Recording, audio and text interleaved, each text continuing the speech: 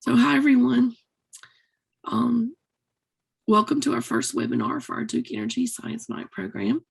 This is our welcome webinar. We're just going to cover some basic information. Would like to make a note to all of you who are watching our recording that unfortunately we forgot to record the original meeting, which was on Tuesday, December 7th. So it is now Wednesday, December 8th. And Dallas and I are happy to recreate this webinar for you so that you have all the information that was shared yesterday. As always, if you have any questions after you watch our recording, please feel free to reach out to me by email or phone. Definitely would love to hear from you. So we're just going to share some basic information today. And our general agenda is this. Let you know who we are. Give you a quick overview of some related opportunities with STEM Education Month, and talk about the actual Science Night kits and overview that for you, the specific activities that are in the kits, and what to look for coming up in the timeline, and then some time at the end for your questions. Would like to say that I sincerely apologize for my voice. I have been under the weather, but I am starting to feel better. So I hope you can overlook that and still get the information that you need. On our live recording today, you have me, which is Tracy Campbell, and I'm the Director of Special Projects for Psychonauts Coalition for Math and Science. And I'm excited to be working with this project and all of you. We also have Dallas Thomas, who is our Program Coordinator for Psychonauts Coalition for Math and Science. And she works out of our Clemson office and works with a lot of our outreach programs and supports many of our efforts. And she's going to share some things with you in a few minutes. And when we did the live recording, we were honored to have Kim Moore with us. She was a program assistant from the North Carolina Science Festival. And we're going to share with you what Kim's portion was, because she's not able to join us on our new recording. But Kim is definitely an asset, and you'll get to meet her in a future webinar for sure. She and her team have been doing Duke Energy Science Nights for 10 years, and they are sharing all of their expertise and many of their resources with us on our journey. So look forward to having you meet Kim at another time. This is where I want to share with you some partners that are not on our call, but are very instrumental in kicking this off for us. These folks, our director, Tom Peters, Amanda Dow from the Duke Energy Foundation, and Jonathan Frederick from the North Carolina Science Festival. They were the original folks who got together and got this grant in motion so that we could bring this project to South Carolina. So certainly want to let them know we appreciate their efforts. And just in case you're not sure who we are with Psychonauts Coalition for Mathematics and Science, we support STEM education in South Carolina, and this is our umbrella of organizations you may be familiar with. You can find us on our website at stcoalition.org. And also you might know that we are part of the College of Engineering, Computing, and Applied Sciences at Clemson University. So that's a little bit about us. And yesterday when we had our live webinar, we shared a poll question. These are our 5 regions. And on the poll question, we just let people tell us where they were from. You won't be surprised to know that all of them were from regions 1, 2, 4, and maybe a 3, because that's our Duke Energy service area folks who are eligible for this opportunity with the Duke Energy Science Night kits. And so that's why you won't see any representation in this year from this Midlands and Low Country area. Most of us are up here around this border area, half of the state that borders North Carolina. Also, I created this map so you might see your school there, or a dot representing your school, so you can see where our schools are spread across the state. These are the 30 schools that were selected to receive Duke Energy Science Night kits. There were 45 applicants, and so we are honored to be able to serve 30 schools. That's as far as we could stretch our funds for this year, but we're honored to serve you, and we look forward to serving more folks maybe in the future. We're going to skip this poll question from yesterday and just let Dallas share with you a little bit about STEM Education Month really quick. So hi, everybody. As Tracy said, I'm the program coordinator working with STEM Education Month. And that month this year or next year in 2022 is March 14th. So it starts on Pi Day and extends through April 11th. Our theme this year is Where's Your STEM? And we are inviting you all, anybody who you may know, including folks in business and industry, government, students, to celebrate with us. So you can find more information about that month at www.scstemmonth.org. And one of our initiatives, including the science nights that Tracy's telling you about, is our Growing in STEM grants. Those are grants for educators to complete a project of their choice. So you can apply and potentially get up to $2,500 to complete that project. And applications are closing soon, so you can submit those online at that link you see on the screen before January 14th. And if you have questions about the application process, feel free to reach out to me as well. Happy to answer any questions. Along with our grants and our science night, we are also doing a SC STEM Educator of the Year, and SC Competes, or SC Council on Competitiveness, is managing that. So you will find the nomination form, which is open now on their website. So nominate yourself or another deserving educator for that award and potentially get some awesome prizes. So you'll see that link to their website on the screen. And then I also wanted to tell you about our STEM Day at the Capitol, which is a one-day celebration at the State House on March 17th of 2022. And we would recognize all of our grant winners, our STEM Educator of the Year finalists, and have a press conference with other key STEM stakeholders. So I invite you all to join us in any way that you can this year. Thank you, Dallas, for sharing, and I hope all of you will take advantage of those opportunities. Those 2 deadlines are coming up soon, so definitely share that information and take action soon. And then in our live webinar, we asked folks to share their past experiences with a science night at their school. And what we learned was very informative, which was that we only had, I think, 1 out of 11 who had previously had a science night that they knew about at their school. And so that was really exciting for us because we realized the opportunity we have here to start something new, and hopefully it'll become an annual event that we'll be able to share in. So these photos give you some ideas of what it could look like when you have a science night event at your school. And these have been shared by our partner with the North Carolina Science Fest team from some schools that they've worked with in the past. And you can see in these photos that there are stations set up. There's table markers here to mark the name of the activity. And you can see a lot of the materials being used are just everyday simple materials, but students are engaged and hands-on creating and learning about science. So these are some things that you can look forward to. Hopefully some of your pictures will come back to us showing equal amounts of engagement and enjoyment from your students. This is a quick overview, a little wordy on the screen, but didn't want to leave anything out, of what you can expect in your kit. So one of the things that will come in your kit is a planning guide. It will be printed and bound. It is packed full of information and really is almost a turnkey document that will guide you all the way through the process of setting up your science night.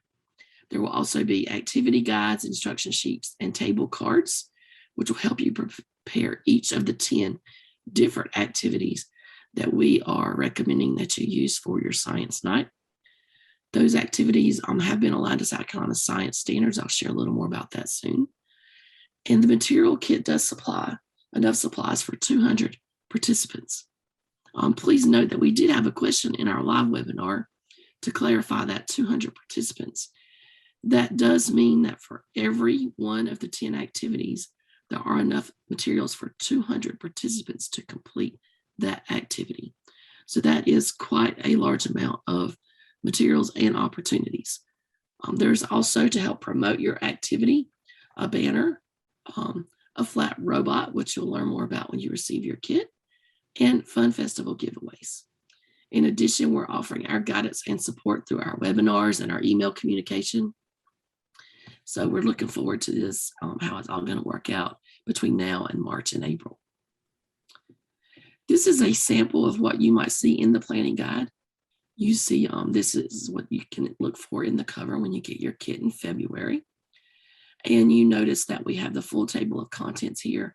We cover everything from recommended announcements for social media and press releases to how to recruit volunteers, things that you might want to think about as far as space, time, safety precautions.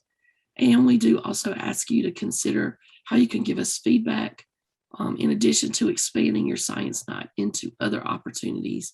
We have included quite a bit of information, and we know this planning guide is going to be valuable for you. Then you will also receive these activity guides and instruction sheets.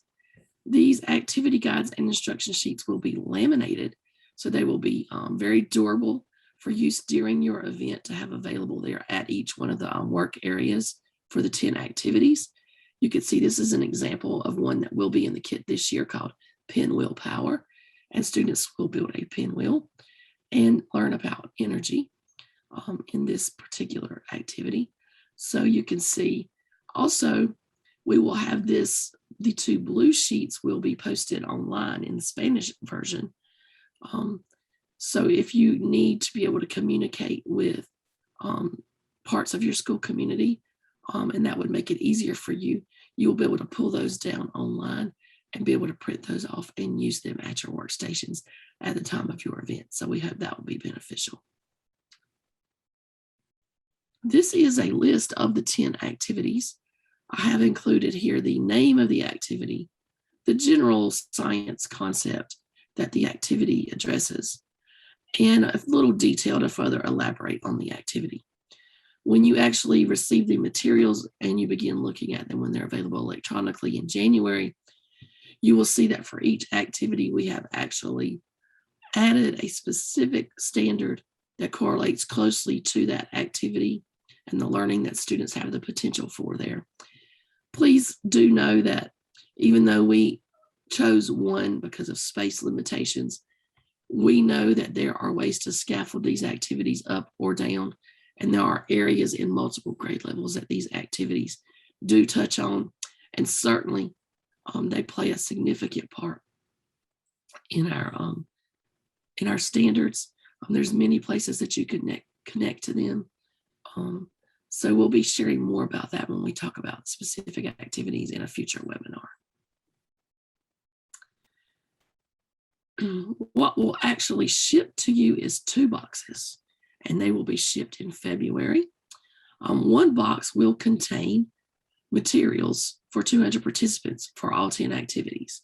And you'll see that many of those materials are just everyday things that are packaged together well for you and make it easy for you to sort them out, get them ready for your science night. And the other box will arrive with all of the documents that you need to support your planning documents, your binder, your banner will be arriving. Your bookmarks will be arriving to help share information about the science night. So you can expect to have 2 boxes delivered to your school, and we'll let you know exactly when those ship out, so you'll be on the lookout for them. Again, these are some photos that have been shared from our friends with the North Carolina Science Festival of some opportunities that have happened on previous science nights. One of the things I just want to take a minute to address to ease your mind about is we do know that COVID is an ongoing challenge for our schools and our communities, and we understand that flexibility might be needed. What we want to say right now is plan for the biggest, best event you can. The whole idea here is to get your community engaged, have some hands-on opportunities, to really have a celebration of STEM and learning. So we want you to plan for that, but we want you to know that we're going to support you through any challenges that come up regarding safety and health concerns. We can certainly give you some advice if you need some. Our partner, Kim from North Carolina, has done that last year with her North Carolina schools. She was able to guide them through some very challenging times and make some good decisions about how to best use the materials. So if that becomes a need, please know we're here and we're going to support you in being flexible and working through the process. The main thing we want to make sure of is that the materials reach the hands of students and they get to experience and experiment with these science concepts. And so as we begin to wrap up our webinar, we want to look at our timeline. You can see where we are here at the beginning of December. In January, hopefully within the first 10 days of January, probably around the 10th maybe, we'll be able to post online resources. So even though your actual physical planner and binder won't be arriving for a few more weeks, you'll be able to see everything online and get a real idea of what you have to work with. We will have a webinar on January 13th where hopefully either Kim or I or both of us will have kit materials at our desks, and we will be able to go on the camera and unpack for you what's in those boxes and get you a little more detail on that so you know what to expect. And then the kits are scheduled to ship the week of February the 7th. So you can expect with no complications, which we are on track for that, you can expect to have your materials in hand. And then we'll have another webinar to really dive into the activities and answer your questions about final prep on February 17th. And we are asking you to schedule your science night between March 14th and April 11th of 2022. And I'll be gathering dates from you shortly after the winter break so you can tell us what date you're planning on. Our goal is to help you publicize and to have even some of our team members there as boots on the ground to give you some cheerleading support and anything else we can do to share on social media, gather some photos and some data from you. We hope to visit some of your sites during your science night and get involved. And then on May the 3rd, we will have a wrap-up webinar to allow you to give us some feedback. We are looking forward to hearing from you about how we can further develop these opportunities as we look to the possibilities of making this an annual offering. And we will want to hear from you and hear about how things went and hear your input and suggestions. So if you'd like to mark those dates on your calendar, we have planned them all for afternoons at 4 o'clock. And we hope that many of you will be able to join us then. And so we wrap our webinar up with questions. And when we were live yesterday, we had a few questions that came up. So we want to review those questions and make sure you have the same information that the folks who were in the live webinar were able to hear. We had one of our school contacts ask us about numbers. Her school is very large. For example, she has 100 students in each grade and the school spans grades K through 5. So she had some concerns about opening up to the entire school and what options we might be able to suggest for how to manage that number to keep it in that 200 target. And so we shared with her several different options. One was that Kim reinforced the fact that many of the materials are easy to purchase if you're able to purchase additional materials such as cotton balls, Q-tips, straws. You will get a materials list early on in January. And if you wish to expand your science night to make sure you have enough materials for an additional 50 or 100 people, then certainly you can do that. And we will supply you with the list for that. And it will not be prohibitive for the majority of the activities. There are a few activities that have some specific scientific tools that we do provide you with, and those will be a little more challenging to expand beyond the 200 number. But we feel like there are enough of the activities that you could still do that as an option. Also shared that maybe you might consider splitting into 2 separate nights. You could have a K1 night and a 3-5 night if your number is extremely large and you're expecting great attendance. So you could plan for that, and I would be willing to have conversations with you to help you figure out which of the activities most lend themselves to earlier grades and which most lend themselves to upper elementary grades. We also did discuss the fact that while it's exciting to think that you would have all 100 of your students in a grade level attend, it's not likely that we would get that in an after hours event. So that also helps you kind of better estimate your numbers. So we also had a question yesterday about making sure you have access to the materials before that shipment date of February 7th, so you can maximize that time. And as I said, the planning guide, in addition to the activity materials and the Spanish version of the activity materials, will all be uploaded to our website in early January. And I will be communicating with you to make sure you have access to those. And we'll be talking about them in that January 13th webinar as well. And then we also did have that question, which I think I already covered, which was, is there materials for 200 people for every one of the 10 activities? And the answer is yes. If you are that lucky to be able to rotate 200 people through all 10 of your activities, your materials will get you through that. So we hope that you have plenty of materials, and we hope that you're going to have plenty of time to plan and think about all your options. We're excited to hear from you in the future about what you're thinking about. In our future webinars, we'll probably ask some of you to share some of your plans as far as your format and your setup. So it might spark some thoughts for some other folks who might have some questions or be struggling to get things lined up. So I think at this time that I have covered everything that we covered in our live webinar. Dallas, do you think there's anything else we need to revisit or add at this time? I think the only thing that I am remembering from yesterday is that the Spanish version of the materials are not printed and shipped in the boxes. Those are just online. That is absolutely correct. Thank you for clarifying that. You are correct. The Spanish translations of the activity instructions are only going to be available online, so you will need to print those and have those available yourself. But I think that's it. Awesome. So we look forward to our next webinar, and we hope you all have a wonderful winter break. And I appreciate you, Dallas, for being here to support me today and helping us get this recording right. And we look forward to working with you guys. Take care.